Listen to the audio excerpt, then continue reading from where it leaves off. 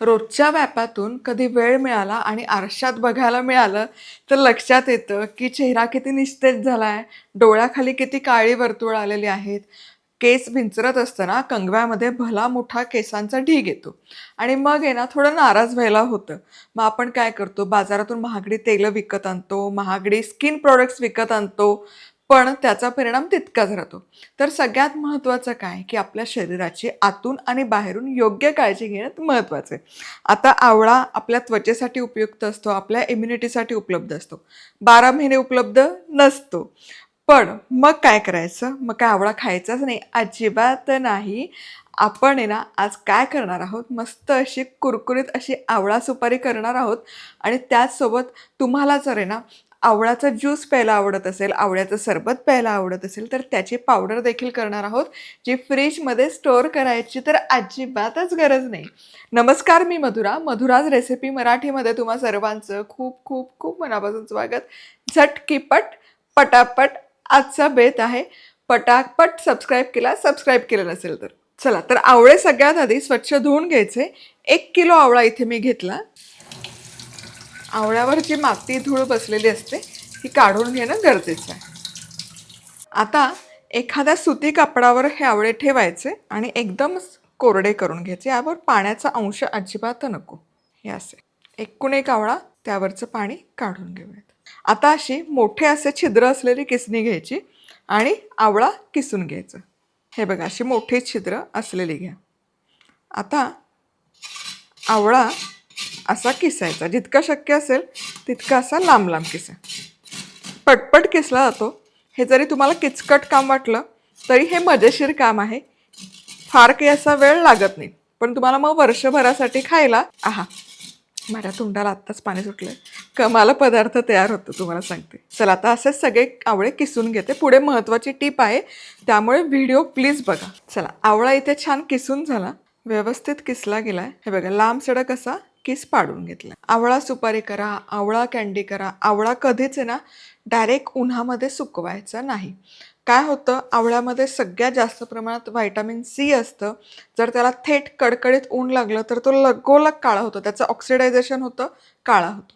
त्यामुळे आवळा सुकवताना किमान 2 दिवस तरी फॅनच्या हवेखाली सुकवा आणि मग असं वाटलं की तो त्यातला ओलसरपणा कमी झाला, मग त्याला ऊन दाखवा आणि मग तो स्टोअर करा. दुसरी महत्त्वाची टीप, आवळा कधीच धातूच्या संपर्कात येऊ नका देऊ. म्हणजे तो सुकवत असताना, त्याची ड्राईंग प्रोसेस सुरू असताना धातूवर नका ठेवू. काय होतं, कुठलाही धातू असो, स्टील असो, पितळ तर नकोच, म्हणजे त्या फंदातच पडू नका. ते काळं पडतं. त्यातले जे रस आहे तो त्या धातूबरोबर मिसळला जातो. रस मिश्रित धातू होतो आणि मग ते स्टीलची ताटली असेल, पितळेची स्वच्छ धुवून निघते. पण त्याची प्रक्रिया होते आणि मग ते काही केमिकल्स आहेत त्याच्यात मिसळले जातात. त्यामुळे ही स्टेप म्हणजे ही अगदी महत्त्वाची गोष्ट आहे. त्यामुळे आवळा सुकवताना सूप असतं मोठं, धान्य पाखडतो, त्या सुपामध्ये ठेवू शकता किंवा मग पॉलिथिनची बॅग घ्या, पॉलिथिनचा पेपर घ्या, त्यावर पसरवा. किंवा आता आवळा मी तर पाटावरच घालणार आहे, पण त्यापूर्वी यामध्ये 1 किलो आवळा असेल तर 1 चमचा मीठ घाला.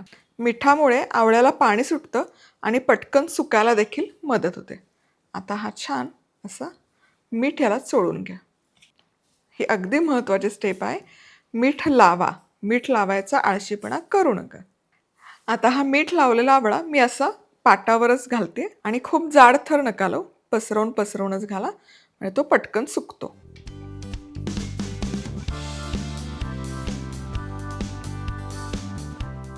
चला, आता हा 2 दिवस तरी असाच रूम टेम्परेचरवर इनडोअर सुकवून घेणार आहे.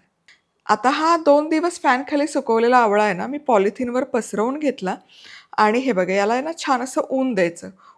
चला, आता इथे हा आवळा छान सुकवला आणि ऊन पण दाखवून घेतलं. बघा काय सुंदर दिसतोय, पांढरा शुभ्र झाला, अजिबात काळपट्ट झालेला नाहीये. आता ही झाली तुमची आवळा सुपारी तयार. ही अशीच बरणीमध्ये भरून ठेवू शकता आणि जेव्हा हवी तेव्हा खाऊ शकता. प्रवासामध्ये मेनली ना छोट्याशा डब्बीत जर कॅरी केली तर तुम्हाला मळमळ होत असेल, पित्ताचा त्रास होत असेल तर अतिशय गुणकारी आहे. म्हणजे मी तुम्हाला सांगते, हे सुकायला ठेवलं होतं, आमच्या घरी पाहुणे आले होते आणि सुकून झालं होतं, पण कोणाला असं कंट्रोल होत नव्हतं. बऱ्यापैकी ते खाण्यावर असंच गेला, आवळा संपलाय. पण तो इतका रुचकर, असाच खायला इतका रुचकर लागतो. आणि याच्या डिमांड आहे की आम्हाला हवं आहे, म्हणून मी आता 5 किलो आवळा आणला आणि सुकायला ठेवला आहे.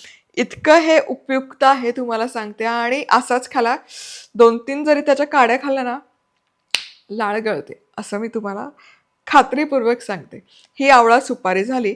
आता तुम्हाला नुसतंच आवळ्याचं पाणी प्यायचं आहे, आवळ्याचा ज्यूस प्यायचा आहे. तर हा सुकवलेला आवळा घ्यायचा मिक्सरच्या भांड्यामध्ये. आवळा सुकवताना मीठ घातलंय, पण थोडंसं चिमूटभर मीठ यामध्ये देखील घालूयात, अगदी चिमूटभर. झाकण लावायचं आणि हे मिक्सरला डुरकन फिरवून घ्यायचं. चला, हे तयार आहे बघा. छान अशी पावडर तयार झाली आहे. आता ही चाळून घेणं गरजेचं आहे. आता हे जे खाली पावडर जमा झाली, हे तुम्ही आवळा ज्यूससाठी वापरू शकता. आता ही हवाबंद डब्यामध्ये तुम्ही भरून ठेवू शकता. शक्यतो काचेचा किंवा फार फार तर प्लॅस्टिकच्या बरणीचा वापर करा, पण धातूमध्ये नका साठवून ठेवू. आणि तुम्हाला आवळ्याचा ज्यूस प्यायचा असेल तर गरम गार जसं पाणी हवं तसं पाणी घ्या, चमचाभर ही पावडर मिसळा, मिक्स करा आणि प्या. आवळा ज्यूस तयार. आता ज्यांना आहे ना आवळ्याचं सरबत हवं आहे, ते गोड हवं आहे, त्यांच्याकरता ही रेसिपी आहे. पण नुसतं गोड हवं असेल तर आवळा आणि खडीसाखर घालून फिरवा. पण मला त्यामध्ये चव हवी, त्यामुळे थोडेसे 5 चमचा चिली फ्लेक्स, याच्याऐवजी सुकवलेली हिरवी मिरची जरी वापरली ना तरी चालेल. आता 1 कप आवळा, 1/3 कप खडीसाखर. खडीसाखर आवडीप्रमाणे कमी जास्त करा. 1/2 चमचा काळं मीठ, 1/2 चमचा जिरं पूड, भाजलेल्या जिऱ्याची पूड आणि चिमूटभर चाट मसाला. झाकण लावूयात. चला, आता याची देखील मिक्सरला पूड करूयात. आहा हा हा हा, असं धुवा धुवा झालंय. वा वा वा. थोडंसं घ्यायचं हे आणि याची चव चाखायची. आहा, काय लागतंय. ही अशीच आवळा सुपारी म्हणून खायला भारी आहे. कशाला सरबत बिरबत करत बसलाय तुम्हाला सांगते. पण खरंच खूप बहारदार झालंय. आणि हे तिखटा मिठाचं, काळ्या मिठाचं प्रमाण कमी जास्त करू शकता. काय लागते तुम्हाला सांगते चवीला. आहा, चला आता हे देखील चाळूयात. बघा, बोलता बोलता आवळा सुपारी झाली, आवळा ज्यूस करायची त्याची पावडरही झाली, आणि आवळा सरबत म्हणजे पाहुणे आले आणि त्यांना तेच लिंबाचं सरबत द्यायचा कंटाळा आला असेल ना, तर ही आवळ्याची पावडर. बरं, तुम्ही आवळा किसताना आहे ना त्यात थोडं आलं जरी किसून टाकलं ना, तेही बहारदार लागतं. 1 किलो आवळा असेल तर 100 ग्रॅम त्याला आल्याचा किस घाला, बहारदार लागतं तेही. तशी सुपारीही, पण काही जणांना आवडत नाही म्हणून मी त्यामध्ये घातलेलं नाही. आता हे हवाबंद डब्यामध्ये, शक्यतो प्लॅस्टिक किंवा काचेच्या डब्यामध्ये भरून ठेवा. आणि जेव्हा हवं तेव्हा काढा, गट्टागट्ट प्या, पाण्यात मिसळून किंवा असंच तोंडात घाला.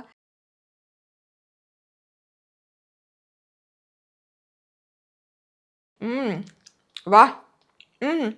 बहारदार, चटकदार. रेसिपी आवडली? Like, comment, subscribe. पुन्हा भेटूयात. मस्त राहा, खुश राहा, आनंदी राहा. सगळ्यात महत्त्वाचं, खात राहा.